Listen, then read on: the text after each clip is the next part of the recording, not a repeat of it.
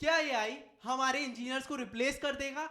क्यों ये artificial intelligence इतना इंपॉर्टेंट हो गया है? आज के पॉडकास्ट में हमने बात करी ज़ोलो स्टे, जो कि भारत की सबसे बड़ी को लिविंग स्पेस है, उनके सीटीओ अमित दीक्षित जी से, जो आईआईटी बीएचयू के एलुमनाई हैं। उनसे हमने बात की है, चर्चा की है आर्टिफिशियल इंटेलिजेंस की एप्लीकेशन के बिजनेसेस में, और आर्टिफिशियल इंटेलिजेंस क्यों आज के जॉब फाइंडिंग में या रोजगार के क्षेत्र में बहुत इंपॉर्टेंट हो गया है। तो आज का पॉडकास्ट जरूर सुनिएगा। इस पॉडकास्ट में आप आर्टिफिशियल इंटेलिजेंस के बारे में वो रहस्य जानेंगे जो कि इंटरनेट पर अभी आपको कोई नहीं बता रहा है। तो दोस्तों, इस पॉडकास्ट को शुरू करने से पहले मेरी एक छोटी सी रिक्वेस्ट है, आप हमें YouTube पे सब्सक्राइब करें और Spotify पे फॉलो करें। आपका प्यार हमें ऐसे ही मिलता रहे, तो जिससे हम ऐसे ही ग्रो करते रहें। तो दोस्तों, शुरू करते हैं इस पॉडकास्ट को।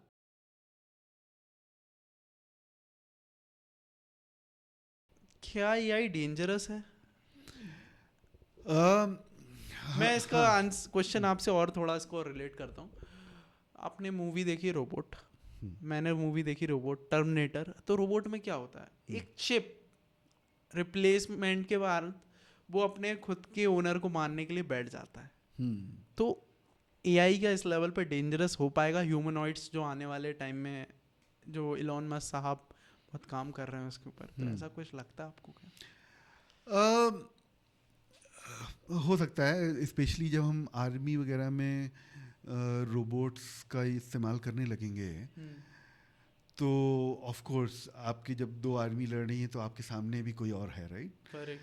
तो अब वो किस तरह से डिसीजन ले रहा है, बट ऑफ कोर्स जो भी बनाने वाला तो ह्यूमन ही होगा। तो आई एम श्योर कुछ ऐसे स्टैंडर्ड्स आएंगे वर्ल्ड में, जो ग्रेट माइंड्स हैं, I am sure they must be talking about it, कि इसको कैसे कंट्रोल करना है, क्योंकि फाइनली एआई तो ह्यूमन ही बना रहा है, राइट?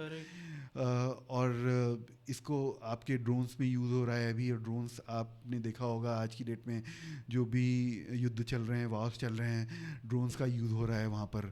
तो डिस्ट्रक्टिव तो है ही, डेंजरस है ही, बट आई एम श्योर कि लोग बात कर रहे हैं कैसे ऐसी चीज़ें बनाएं ताकि हमारी सिविलाइजेशन के लिए रिस्की ना हो। सबसे बड़ा जो मुझे रिस्क लग रहा है, स्पेशली जो डेटा ऑलरेडी ट्रेंड है, और आज की डेट में लोग क्वेश्चंस वगैरह पूछते हैं, राइट? जो उसके जवाब आ रहे हैं, अगर वो बहुत उसमें बायस है, और ये कई सारे मॉडल्स में बायस है, क्योंकि जो ट्रेन करने वाले हैं वो भी ह्यूमन बीइंग ही बायस ही है, है, वो भी बायस है, राइट? हमारी आपकी बायस है, किसी चीज़ को लेकर के बायस है। एक पॉलिटिकल थिंकिंग है, हम सब एक विचारधारा के ऊपर चलते हैं कि मेरे को कांग्रेस पसंद है, मुझे बीजेपी पसंद है। न्यूट्रलिटी वाले बहुत कम लोग हैं। हाँ, मतलब वो तो पॉलिटिकल उसकी बात होगी, बट और भी बहुत सारे विचारधारा हाँ, है, मतलब बहुत सी चीजों में विचारधारा ये है, हम सबकी हाँ, एक विचार को हम लोग एक सपोर्ट करते हैं, आप नहीं करते हो, बात खत्म होती। हाँ, किसी विचारधारा की बात होगी, हाँ, राइट? पार्टी तो मतलब एकदम एक्सट्रीम लेवल पे हो गया, हाँ, बट केवल आपकी छोटी छोटी चीज़ें होती है ना, हाँ, कि आपकी दैनिक दिनचर्या जैसी है, उसमें भी आपकी विचारधारा है कि भाई करेक्ट। किसी को पसंद है 70 घंटे काम करना, हाँ, कोई कह रहा है कि नहीं भाई मुझे केवल 8 to 5 काम करना है, राइट? हाँ, आपको कैसा रहना है, आपको क्या खाना है, हाँ, क्या आपका पीना है, हाँ, आपको कैसे जाना है, ट्रेवल कैसे करना है, राइट? तो आपके जीवन से जुड़ी हुई चीज़ें हैं, विचारधारा हैं। हाँ, अब उसमें किसी ने ऐसा बनाया है कंटेंट जिसका विचारधारा कुछ उसने इस तरह से ट्रेंड किया हुआ है, या आपका जो कंटेंट पूरा फीड है वो एक स्पेसिफिक उसकी तरफ आपको लेके जा रहा है, ये बहुत डेंजरस है। तो अब वो सही है या गलत है, नोबडी नोस, राइट? कि आप उस जिस तरह से लेके जाते हैं, जैसे आपने कई सारी रिसर्चेस पढ़ी होंगी कि भाई इतनी आप डेली वाइन पिए तो आपका हार्ट ठीक रहता है, राइट?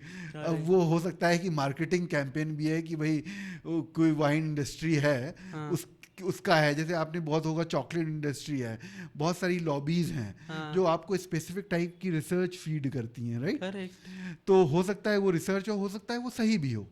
तो कोई ना कोई कौन ऐसा है जो कि इसको एब्सोल्यूट सत्य है, तो ये बताने वाला कोई नहीं है कि एब्सोल्यूट मतलब यूनिवर्सल ट्रुथ क्या है, कि ये कोई एक स्पेशल विचारधारा की तरफ हमको लेके तो नहीं जा रहा है। करेक्ट।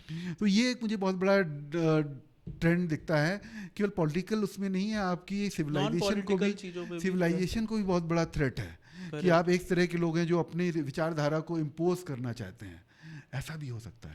जो आपने एक चीज बोली थी, बहुत अच्छी बोली थी, आर्मी में जब हम यूज करेंगे तब दिक्कत है। आज हमारे देश के सैनिक मर जाएं, शहीद हो जाएं, बट वो उधर नहीं जा सकते चाहे कुछ हो जाए। राइट।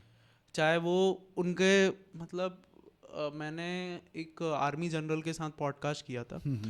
सो उन्होंने ये बताया कि इस लेवल तक था कि उसका कान कट गया है, आंख चली गई है, तो भी वो भारत के लिए लड़ रहा था और अंतिम सांस तक लड़ेगा। राइट। बट रोबोट्स ऐसे नहीं है, उनमें उस लेवल का इमोशंस है नहीं आज, उनमें अभी नहीं आया है। मैं फ्यूचर की बात नहीं कर रहा हूँ, क्योंकि वो एक अपन प्रोग्राम के हिसाब से अनुसार चल रहे हैं, वो एक विचारधारा को लेके चल रहे हैं और खत्म कर रहे हैं। बट हमारे जो आज सैनिक हैं वो एक अलग लेवल पे चलते हैं और वो हमेशा चलते हैं। उनके लिए अपन बार बार सैल्यूट इसलिए करते हैं क्योंकि उनके तरह अपन नहीं जा सकते, और उनका जो काम है वो आत्मीय स्नेही प्रणामनीय है, तो इस वजह से। तो हमारे जो अपने आर्मी के लोग हैं कितने डिसिप्लिन्ड हैं। करेक्ट। हमारी जो भी एक दो देशों के बीच में एग्रीमेंट्स होते हैं उनके हिसाब से वो काम करते हैं, इमोशंस पे नहीं जाते हैं, अपना एंगर कंट्रोल, ये सारी चीज़ें एकदम कितने डिसिप्लिन्ड है वो। इवन अगर आप देखो भारत में हमारे, अगर आप 1000 साल पुरानी की हिस्ट्री देखो, हमारी युद्ध में भी बहुत ही नैतिकता होती थी। महाभारत में तो लिखा है कि भाई दिन में युद्ध होता था, सूर्योदय में शुरू होता था, सूर्यास्त में अंत होता था। उसके बाद देख रहे हैं कि युधिष्ठिर जा रहे हैं और अपने जितने भी सैनिक हैं वो चाहे कौरवों की तरफ के हों या वो पांडवों की तरफ के हों, दोनों का उपचार कर रहे हैं। आप ये देख रहे हो ना। तो हमारे यहाँ रात में तो पीछे से कोई अटैक भी नहीं करता था, पीठ से कोई अटैक भी नहीं करता था। वो तो हमारे यहाँ जो विदेशी आक्रांताएं आए हैं तब हमारे शायद रात के युद्ध शुरू हुए। हमारी जो नॉन अपने पुराणों में जो हम बात करते हैं वहाँ बहुत ही नैतिकता होती थी। तो अब जब मशीन युद्ध करेंगी तो उसमें कितनी नैतिकता हम बिल्ड कर सकते हैं, और सारे के सारे लोग नैतिकता बिल्ड करेंगे। कुछ ऐसे लोग भी होंगे राक्षसी प्रवृत्ति के जो कि नैतिकता नहीं चाहेंगे। वो भाई नैतिकता का लेवल तो हर लोगों के लिए अलग अलग है। तो आपने बहुत सारे ऐसे केसेस देखे होंगे जहाँ पर बहुत ही निश्चित तरह से हमारे अपने इवन भारत के सैनिकों का भी कोई गला काट करके लेकर गए थे, जो निश्चितता मतलब नॉर्मल उसमें नहीं होनी चाहिए थी। उसका हमारे सेना ने बड़े अच्छे तरह से जवाब दिया था, लेकिन अपने एक अनुशासन में रह करके। करेक्ट। तो हमारी इस तरह की चीज़ें देखना पड़ेगा। बट मुझे लगता है कि लोग ऐसा सोच रहे होंगे, और ऐसे जो लोग हैं राक्षसी प्रवृत्ति के लोग हैं, मुझे लगता है नहीं कि उनके पास ऐसी टेक्नोलॉजी की एक्सेस भी हम लोग कभी होने देंगे। करेक्ट करेक्ट करेक्ट सही बात। क्या AI tech over the world जैसे टर्मिनेटर में दिखाया गया है, ऐसा कुछ होगा क्या? मुझे तो नहीं लगता है, क्योंकि एआई आर्टिफिशियल इंटेलिजेंस है जो कि ह्यूमन ही उसको कंट्रोल कर रहा है। करेक्ट। जैसे मैंने बताया कुछ चीज़ों के डिसीजन खुद वो सीखने लगेंगे, बट हमेशा ह्यूमन कलेक्टिव इंटेलिजेंस जो होगी वो हमेशा ज़्यादा होगी। बट हाँ, पूरा ये देखना पड़ेगा कि हम उसको कंस्ट्रक्टिव तरीके से यूज़ करते हैं कि डिस्ट्रक्टिव तरीके से यूज़ करते हैं। करेक्ट। अगर डिस्ट्रक्टिव करेंगे तो कुछ भी पॉसिबल है, ऑफ कोर्स सिविलाइजेशन के लिए बहुत ही नुकसानदायक होगा। बट अब आप ये देखिए कि जो हम छोटे छोटे टास्क हैं वो महीनों में, हफ्ते में कर रहे हैं। हमारे पास बहुत सारा काम करना है। अभी हमको पूरे दुनिया में जहाँ जहाँ गरीबी है उसको ऊपर लेके आना है। जो हमको अलग अलग प्लैनेट्स में जाना है, वहाँ से वहाँ देखना है कि हमारे पास वहाँ पर जीवन है कि नहीं है। अपने इन्वायरमेंट को प्रोटेक्ट करना है, ये देखना है कि धरती रहेगी कि नहीं रहेगी। हो सकता है धरती में और भी चैलेंजेस आए। पहले तो अभी इतने जो पोल्यूशन है, अभी तो हम बहुत बेसिक सी प्रॉब्लम नहीं सॉल्व कर पाए हैं। करेक्ट। तो अभी तो हमारे पास इतना जो ये समय मिल रहा है हमको, जिन चीज़ों में हम बड़ी जल्दी जल्दी बना रहे हैं, तो हमको वो प्रॉब्लम सॉल्व करनी है। लोग केवल एआई को ये सोच रहे हैं कि यार एक कंप्यूटर साइंस की प्रॉब्लम है। करेक्ट। ठीक है। हाँ। हम इसको हर जगह हमको यूज़ करना है। हाँ। हमको पोल्यूशन कम करने में यूज़ करना है, अपना क्लाइमेट कंट्रोल करने में यूज़ करना है, लोगों को पढ़ाने में यूज़ करना है, लोगों की गरीबी दूर करने में यूज़ करना है। उनकी बेसिक नेसेसिटी, हम घर जल्दी कैसे बनाएं, हम ऐसे मटेरियल्स कैसे बनाएं कि लोगों को हम जल्दी जल्दी घर दे के पाएँ, सबके पास अपना घर हो, सबके पास पहनने के लिए कपड़े हों, लोगों के लिए ऐसी चीज़ बनाना कि उनके लिए बहुत सुविधाएं हों, तो हमको एआई को बहुत कंस्ट्रक्टिव तरीके से भी यूज़ करना चाहिए। ऐसे मटेरियल्स बनाएं, हम केवल उसको कंप्यूटर साइंस की प्रॉब्लम की तरह ना लेकर के इन जनरल हम उसको किन किन चीज़ों में यूज़ कर सकते हैं। हम बहुत सारे सिमुलेशन अब बहुत जल्दी कर सकते हैं, जो पहले आपको सालों लगते थे अभी आप उसको वीक्स में कर सकते हैं। करेक्ट। आप कितनी जल्दी आप अलग अलग प्लैनेट्स में जा सकते हैं, कैसे हम ऐसे मटेरियल्स बनाएं, तो बहुत जगह यूज़ हो सकता है। Sir what AI can do? तो अभी तक का जो सिनेरियो है, आई थिंक हमको जो रिपीटेटिव टास्क हैं हमारे, उसमें हमको एआई का यूज़ करना चाहिए। कंटेंट क्रिएशन में देखिए अभी आगे आपकी मूवीज़ वगैरह भी एआई के थ्रू बनने लगेंगी, तो हमारे बहुत बड़े बड़े जो बॉलीवुड के स्टार्स हैं, उनका क्या होगा, तो वो भी एक बहुत बड़ा क्वेश्चन है। और बहुत ही अच्छा कंटेंट आ रहा है, अगर आप देखेंगे एआई इन्फ्लुएंसर आ गई है। हाँ, गूगल का भी एक प्रोडक्ट आ रहा है, मैंने देखा है, तो बहुत ही अच्छे इफेक्ट्स हैं। अभी एक एआई महाभारत मैंने देखी जो कि बहुत ही अच्छा है। तो उस सब वो जो इमेजिनेशन हमारे पास हमेशा से थे और उनमें बहुत पैसा लगता था, और कई सारी मूवीज़ और हमारे जो हमारी रिच कल्चरल हेरिटेज है, हमारे पुराण ये सब है, उनके बारे में हम कैसे मूवीज़ बना करके अपने लोगों को नैतिकता का पाठ करा सकते हैं, तो इन सब चीज़ों में हमको बहुत फोकस करना चाहिए। वो जो आपने रामायण एआई वाली देखी थी, महाभारत सॉरी महाभारत जो आपने एआई वाली देखी थी, उसके बारे में कुछ और बताओगे आप? कैसा क्या था, क्या मतलब कैरेक्टर्स एआई से बिल्ट अप थे, क्या पूरा विजुअल इफेक्ट एआई में थे, क्या आपने ऑब्जर्व करा? मैंने इसका ट्रेलर देखा था। हाँ। क्योंकि मैं अब जितने भी नए प्रोडक्ट आते हैं वो मैं इस जॉब में हूँ और मेरा खुद का इंटरेस्ट भी है, तो इसलिए मैं देखता रहता हूँ। तो कैरेक्टर भी बहुत रियल लग रहे थे, इवन जो उसके भीम, तो आप मतलब एकदम रियल लग रहे थे। इवन जो अपनी बी आर चोपड़ा जी की महाभारत थी वो भी बहुत पॉपुलर हुई थी, जो जितना दिमाग उन्होंने लगाया होगा शायद उससे बहुत कम दिमाग और बहुत कम समय में ये बनी। और ऑफ कोर्स उस समय टेक्नोलॉजी हमारी डिफरेंट थी, तो द काइंड ऑफ इफेक्ट्स थे, जैसे उस समय जब हमारी महाभारत बनी थी तो उतने अच्छे युद्ध के सीन उतने अच्छे उतने रियल नहीं दिखते थे, कैमरा क्वालिटी कैमरा क्वालिटी उतनी अच्छी नहीं थी, और अभी साउंड विजुअल इफेक्ट्स वो सब चीज़ नहीं थी, तो अभी वो सब बहुत ही अच्छे हैं, तो समहाउ आई लाइक्ड इट। तो अभी ऐसी हमारी तो पुराण हमारे तो भरे हुए हैं कहानियों से, और ऐसी ऐसी कहानियाँ हैं जो कि कई बार लगता है कि हुई भी होंगी कि नहीं हुई होंगी, तो उन सबको पूरा उसको उतारना स्क्रीन में, मुझे लगता है कि एआई वो सब करके दिखाएगा। और हमारा पूरा का पूरा जो हेरिटेज है, वो हजारों साल पुराना है। करेक्ट। उसको उतारना, बाकी पूरी दुनिया में इतना बड़ा इतना रिच संस्कृति इतनी नहीं, उतना होगी कई जगह पर होगी, बट हमारा बहुत है। उन सबको अगर हम उतार पाएँ, अपने लोगों को दिखा पाएँ, क्योंकि वो एक बहुत अच्छा माध्यम है। किताबें पढ़ना सबके लिए सुनना इतना आसान नहीं है, बट देखना सबके लिए बहुत पॉसिबल है। I think we should use it. मैं इसमें एक पॉइंट आपसे पूछना चाहूँगा, आपने ट्रेलर भी देखा है, तो जैसे बी आर चोपड़ा जी की जो महाभारत थी, ऐसा नहीं है उसके बाद बहुत सारी महाभारत नहीं बनी, स्टार प्लस ने भी कोशिश करी अपनी, ठीक है, 9XM एक चैनल आता था उसने भी कोशिश करी, सबने करी, ठीक है, और भी साल में एक आदमी करता ही ये कोशिश कि उसका कहीं, बट डिफरेंस जो मैंने जिन लोगों से बात की आज तक, उनसे मैंने बात की, तो everyone says a single thing कि भाई वो जो थी महाभारत उसमें रियलिस्टिक था, ऐसा लगता था कि हो रहा है सामने, ऐसा भीम होगा, ऐसा अश्वत्थामा होगा, ऐसा सब कुछ हुआ होगा, बिल्कुल उसमें कहीं सेट, बिल्कुल, क्योंकि वो ओरिजिनल सेट था, क्योंकि फिर धीरे धीरे सब बना। तो आपको इन दोनों में डिफरेंस, आप जो कह रहे हो रियलिस्टिक था, क्या उस लेवल पे रियलिस्टिक दिखा है आपको? देखिए, जो बी आर चोपड़ा की वो पहली महाभारत, मतलब उसके मतलब एक जो हमारे ज़माने की, अगर आप देखिए ठीक ठाक टेक्नोलॉजी टीवी में बहुत लोगों ने बहुत सालों तक देखी, हाँ, सबके दिमाग में वो इम्प्रेशन बन गया है। मुझे आज भी दिखाओगे, मैं आज भी देख लूंगा उसमें। हम लोग बहुत- भी देखते हैं हाँ, right? तो सब वो करेक्टर हम लोग हर पहले आपकी टीवी ऐसी नहीं थी आपने एक रात बैठे पूरा का पूरा आपने सीरीज खत्म कर दी, Correct. सीजन खत्म कर दिया। हाँ, हर हफ्ते आती थी, आपको एक बार देखने का मौका मिलता था। हाँ, तो आपने वो कई सालों तक देखी, महीनों तक देखी, आपके दिमाग में वो करेक्टर बस गए। इतने अच्छे करेक्टर थे, ऑफ कोर्स मतलब अच्छी थी तभी क्योंकि बहुत सारे वर्जन आए।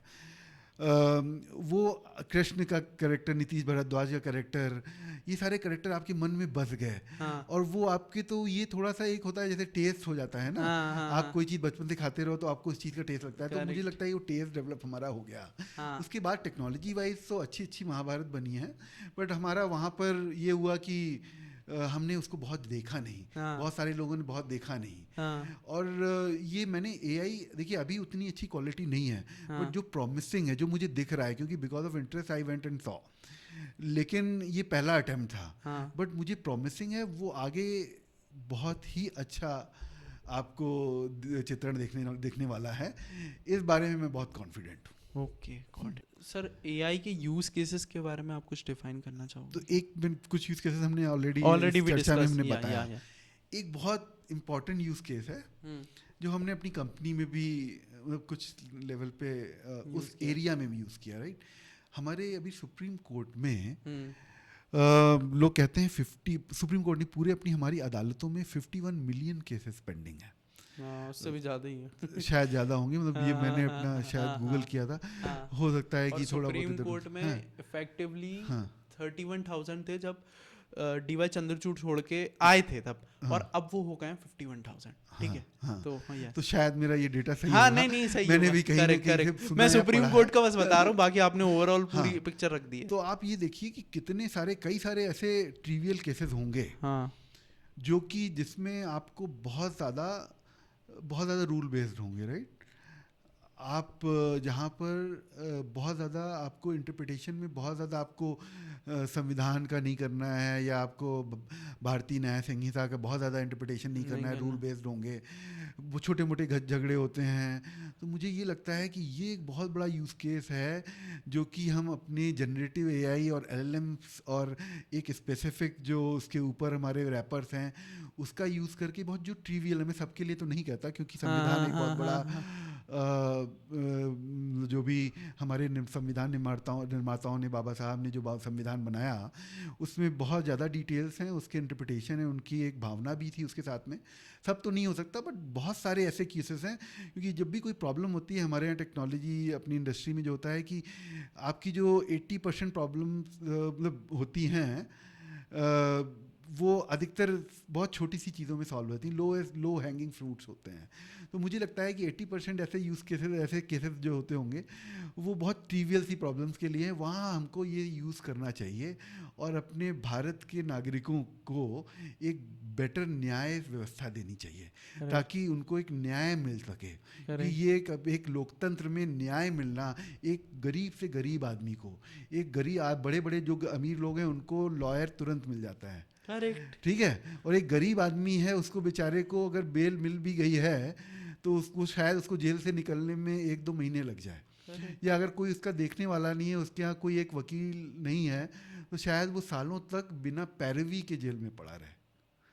तो मुझे लगता है कि ये एक बहुत ही देश सेवा और हमारे मानव सेवा का काम होगा कि हम ये लोगों को न्याय पहुंचा सकें। एक ये बहुत बड़ा यूज़ केस है। आई थिंक अपने भारत सरकार को इस बारे में सोचना चाहिए, अपना बनाना चाहिए, क्योंकि ये जो अगर जैसे मैंने बायस की बात करी थी, जैसे अपने यहाँ सर्वो में आई वगैरह लोग अपना एक खुद का मॉडल में काम कर रहे हैं, हमको अपना बनाना चाहिए ताकि उसमें बायस ना हो, क्योंकि रेगुलेशंस और जो संविधान की भावना है उस भावना हमारे मॉडल में हमारी भावना भी होनी चाहिए।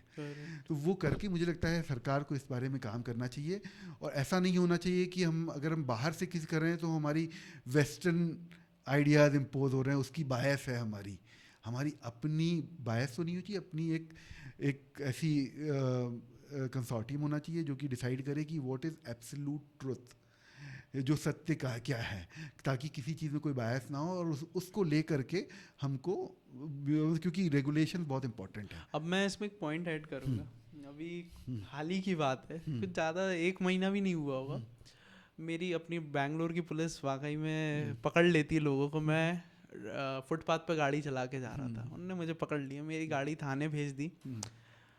अब उधर पे सेम जो एक और बंदे ने करा था, ही स्विगी ड्राइवर, तो पुलिस वाले मेरी नहीं, मतलब पुलिस वालों से मेरी बात हुई, ये हुआ, उनने मेरी फाइल भेज दी कोर्ट में, अब मुझे कोर्ट से वो सब करवाना है। तो वहाँ पे आपने जो बात बोली बिल्कुल सही है कि इतना संविधानिक नहीं है, वो एक जरा सा है, छोटी सी बात है, उसको वो एआई के थ्रू सॉल्व किया जा सकता है।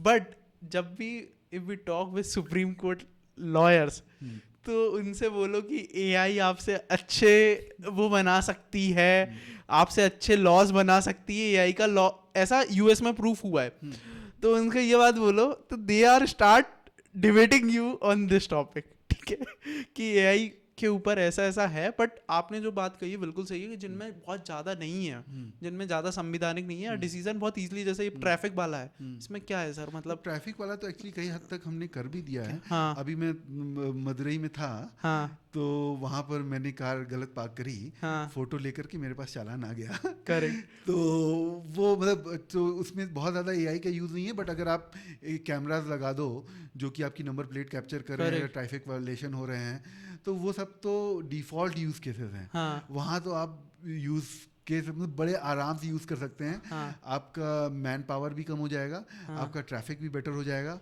और हमारी बैंगलोर की पुलिस अगर आप देखेंगे तो बहुत ही सज्जन पुलिस है। हाँ, आपको बड़े अच्छे से आपको उन्होंने ट्रीट किया होगा, आपको लेके गए होंगे, मतलब इवन लेने के भी नहीं गए होंगे। मतलब मेरा जो मैं बैंगलोर में सन 2000 से हूँ, हाँ। मेरा बैंगलोर की पुलिस बहुत ही सज्जन है, बहुत ही फ्रेंडली है, मेरा बड़ा अच्छा एक्सपीरियंस है, और कभी मिसबिहेव तो नहीं करते हैं।